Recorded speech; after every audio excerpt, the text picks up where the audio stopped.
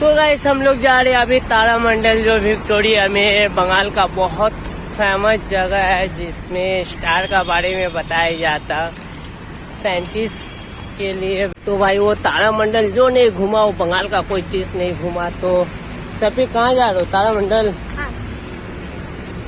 हाँ वहाँ कौन कौन है आपका? मेरा दुमन मामा है, मेरा सब भाई है। वहाँ मामा लोग आपका पहुँचा हुआ है। तो भाई फिलहाल देख सकते हम लोग को साइड का पूरा नज़ारा। तो अभी हम लोग चलते तारामंडल में। भाई का देख लो भाई, ये सामने में भाई बहुत गजब का है भाई। ये देख सकते सामने का नज़ारा बहुत मस्त है। मेरा लड़का पूरा हपा गया आज दौड़ दौड़ के। हम भी काफ़ी दौड़ते हुए आए। तो फाइनली गाइस हम लोग आ गए तारामंडल। आप रुकने ही वाले हैं, 5 मिनट का रास्ता ही यहाँ से। तो गाइस ये जो रास्ता देख रहे हैं, आप रास्ता पार करेंगे तो तारामंडल आ जाएगा। तो भाई अभी हम लोग तारामंडल का फुल नज़ारा लेने वाला भाई, आप लोग को भी दिखलाने वाला तारामंडल। नहीं मालूम भाई अंदर में वीडियो करने देगा कि ना, मगर हम लोग देखते हैं अंदर में वीडियो करने के लिए कोशिश करेंगे भाई। ऑलरेडी मेरा बड़ा साला लोग टिकट काट के बैठा हुआ है भाई। काफी भीड़ है भाई, देख सकते हैं ये सब लाइन का भीड़ है यहाँ बहुत सारा। तो भाई ये फुल नज़ारा है तारामंडल का, देख सकते हैं आप।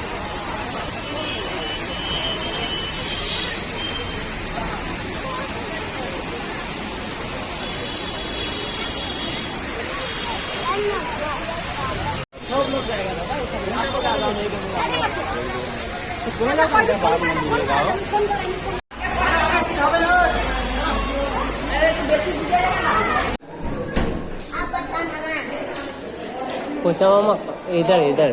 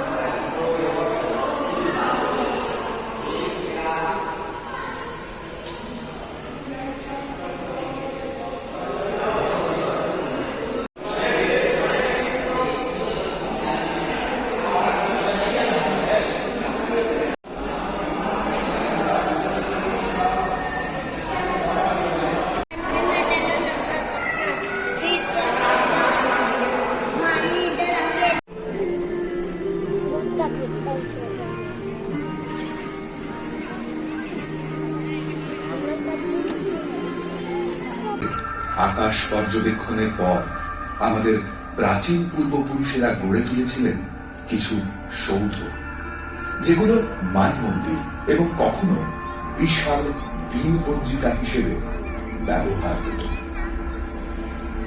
4000 বছর আগে ইংল্যান্ডের স্টোনহেঞ্জ প্রাচীন ইংরেজদের কাছে একটি মান মন্দির হিসেবে ব্যবহৃত হতো। 1000 খ্রিস্টাব্দে প্রাচীন মায়া সভ্যতার অধিবাসীরা এই পিরামিড গড়ে তুলেছিল। এই পিরামিডের সাহায্যে প্রাচীন মায়াবাসীরা লক্ষ্য করতেন সময় ও আকাশের আপেক্ষিক গতি। কিন্তু মহাকাশ যুগ আমাদের সমস্ত প্রাচীন ধ্যান ধারণার অবসান ঘটিয়েছে।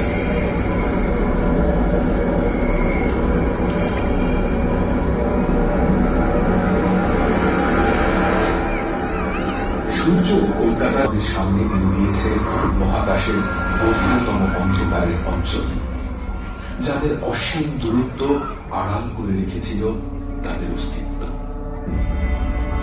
ব্রহ্মাণ্ড তার অসীম অজানার আড়াল তুলে নিয়েছে।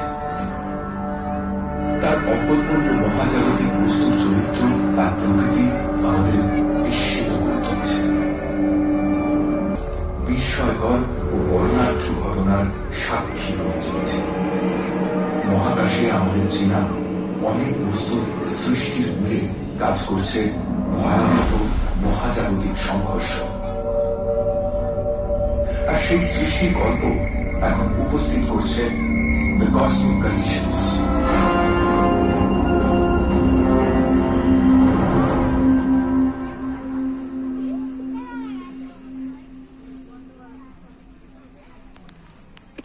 নাসার উপগ্রহের চোখ দিয়ে সৌর ঝড়ের প্রকৃত ছবি দেখছি। এরা কিন্তু একেবারেই শান্ত নয়। আমাদের কৃত্রিম উপগ্রহের ক্যামেরাকে অকেজ করে দিয়েছিল এই সৌর ঝড়।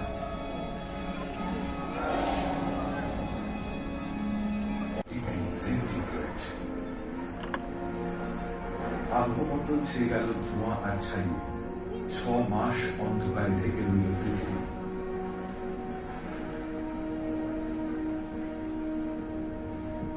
ব্যাপক ধ্বংসলীলা, আগ্নেয়গিরির অগ্নুৎপাত আর সুনামির ফলে নিশ্চিহ্ন হল জীব জগতের 4 ভাগের 3 ভাগ।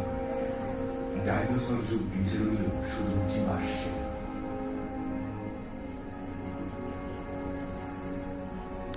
কিছু ডাইনোসরের বিবর্তনে উদ্ভব হলো আজকের পাখিদের। কিছু স্তন্যপায়ী টিকে রইল